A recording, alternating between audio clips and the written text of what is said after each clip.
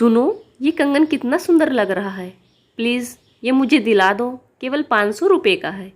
दुकान पर कुंदन जड़ा एक कंगन देखकर नैना बोली, रुको मम्मी से पैसे लेकर आता हूँ। कहकर रजत वहाँ से चला गया।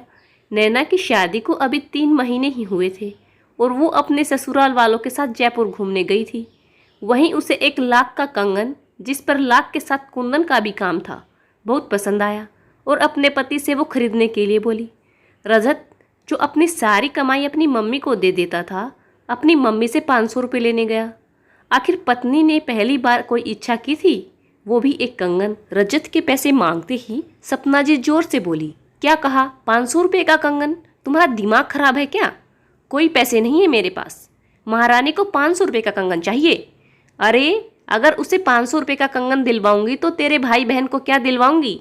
तू समझा कर बेटा, कितना खर्चा हो रहा है। कह दे, फिर कभी दिला दूंगा। माँ की बात सुनकर रजत की आगे कुछ बोलने की हिम्मत नहीं हुई। वो नैना के पास गया और बोला, नैना, मैं तुम्हारे लिए ऐसा कंगन बाद में ला दूंगा। रजत की बात सुनकर नैना को बहुत दुख हुआ। रजत, मैंने एक आर्टिफिशियल कंगन मांगा था, कोई सोने का कंगन नहीं, जिसे मना कर दिया। ये अच्छी बात नहीं। रजत का सिर शर्म से झुका था। नैना ने रजत से फ़ोन लेकर अपनी भाभी को फ़ोन किया और दुकानदार को 500 रुपये पेटीएम कराकर वो कंगन खरीद लिया।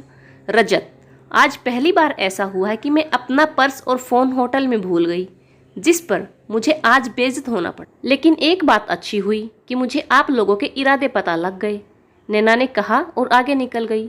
सपना जी ने उसके हाथ में कंगन देखकर पूछा, ये कहाँ से ले लिया? मेरी इजाज़त के बिना इतना महंगा कंगन लेने की क्या ज़रूरत थी? जो पैसे तुम्हारे पास हैं वो मुझे दे दो। मम्मी जी, मेरे पास मेरा पर्स नहीं है, मैंने भाभी से ऑनलाइन पेमेंट कराई है। सपना जी बड़बड़ाती रही। अगले दिन वो लोग वापस आ गए।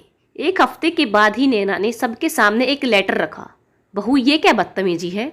मम्मी जी, ये बदतमीजी नहीं, लेटर है मेरी नौकरी का। मैंने एक स्कूल में आवेदन किया था, मेरी नौकरी लग गई है। कल से मुझे स्कूल जाना है। तुमने किससे पूछकर नौकरी करने के लिए सोचा? हमारे घर की औरतें नौकरी नहीं करती, चुपचाप अंदर जाकर बैठो।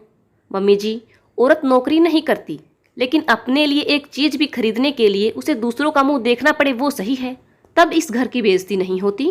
लेकिन मम्मी जी, मैं इतनी पढ़ी लिखी हूँ, मैं अपना आत्मविश्वास नहीं गिरा सकती।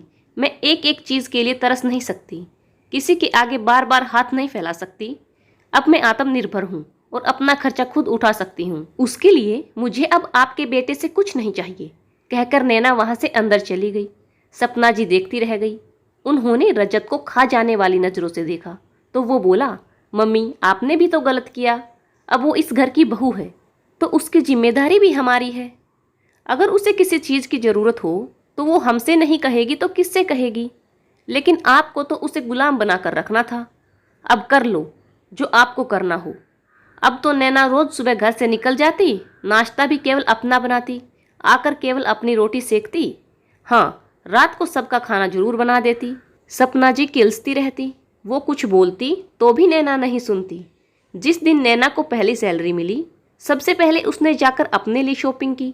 हाँ, घर में सबके लिए भी उपहार लिए, सासू माँ के लिए भी एक साड़ी ली। घर पहुँची, बहू अपनी सैलरी मुझे दो, मैं इस घर को चलाती हूँ। मम्मी जी, अब आप अपनी इस जिम्मेदारी से मुक्त हो जाइए। सैलरी तो मैं आपको बिल्कुल नहीं दूंगी।